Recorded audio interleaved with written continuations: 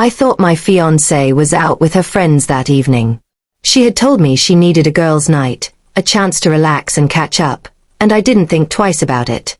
We had been engaged for 6 months, planning our wedding, and I trusted her completely.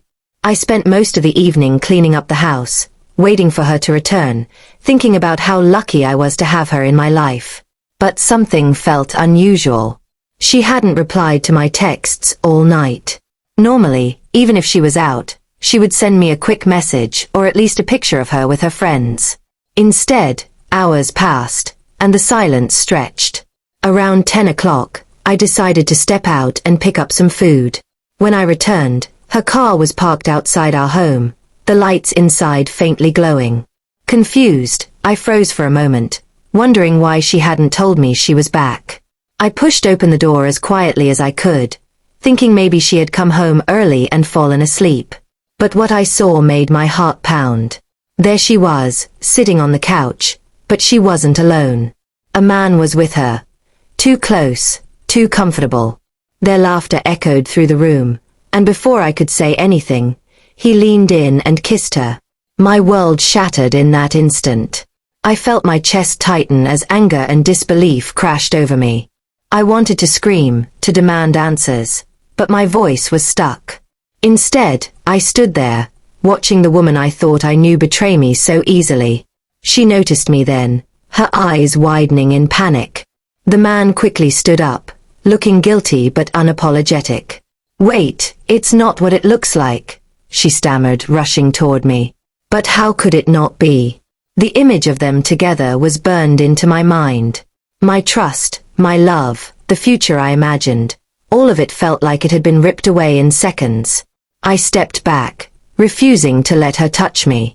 The man tried to speak, muttering something about how he should leave, and he rushed past me without even looking me in the eye. I was left facing her, the woman I thought I would spend my life with, now nothing but a stranger. She began to cry, begging me to listen, swearing it was a mistake, swearing she still loved me. But love doesn't look like what I had just witnessed. Love doesn't hide behind lies and excuses. I stood there, trembling, but my mind was suddenly clear.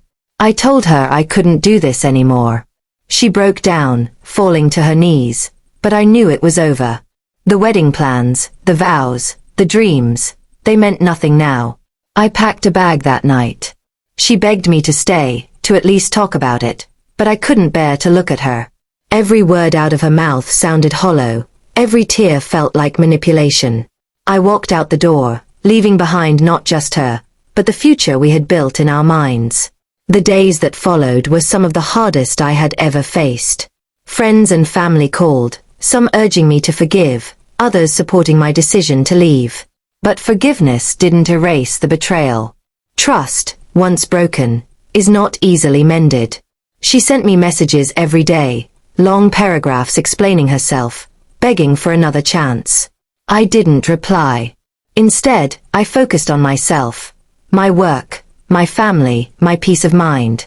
Slowly, the pain dulled, and I began to realize that what I had lost was not love but an illusion. Months passed, and I started to heal. I learned to smile again, to find joy in little things. I understood that true love couldn't exist without honesty, and what she gave me was only half-truths wrapped in pretty words. Looking back, I no longer felt anger, only clarity. The night I opened that door, I lost my fiancé, but I also saved myself from a lifetime of betrayal. Sometimes the truth destroys you, but it also sets you free. And though it hurt, I walked away stronger, wiser, and ready for the kind of love that would never make me question what waited behind a closed door.